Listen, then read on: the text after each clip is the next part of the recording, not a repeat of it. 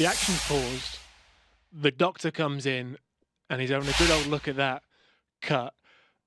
Like the rest of the world, are you looking down thinking, what on earth is this bloke doing? Chucking his fingers and making the wound far worse than it was. I mean, what are you thinking when you see him doing that?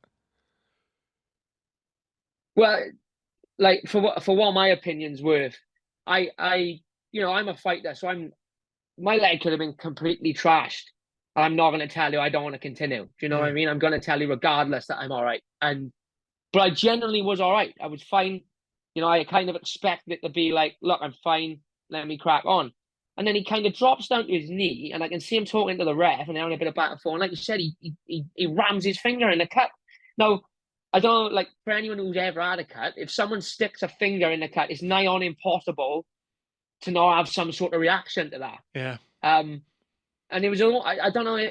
I don't want to sound like I'm making it out. It was a big conspiracy or whatever, but it was almost as if he wanted me to react by him chucking it. I don't understand what the logic was of why you need to chuck a finger in the cut. What difference that's going to make? I mean, how am I not going to react? You've got your thumb or your finger, wherever it was, and then steep in an open wound. I don't understand the logic behind it. And my corner was going crazy, like going absolutely crazy, saying like, what are you doing?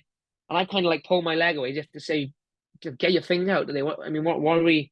When have you ever seen a cut on someone's face and a doctor come in and chuck their finger in it? It doesn't work, and they look at it with a That's they give it exactly they what I give it a was little. thinking when I saw it. I was like, if that was a cut on someone's face, there is absolutely no way the doctor is sticking his fingers in there. He's going to look at the cut and think, is this going to cause him not to be able to see?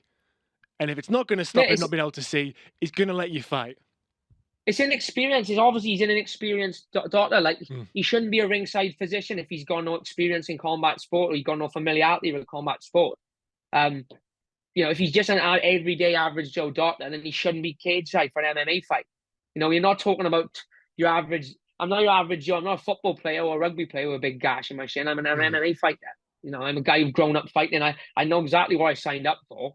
I signed up to go. I'd rather get spark clean out in there than get told you can't continue. You got a cut on your shin. Like when it's got to be the first fight in MMA history that's been stopped for a cut on the shin, and that's all down to an inexperienced ref and an inexperienced doctor. Because let me tell you, the ref shouldn't have stopped the fight.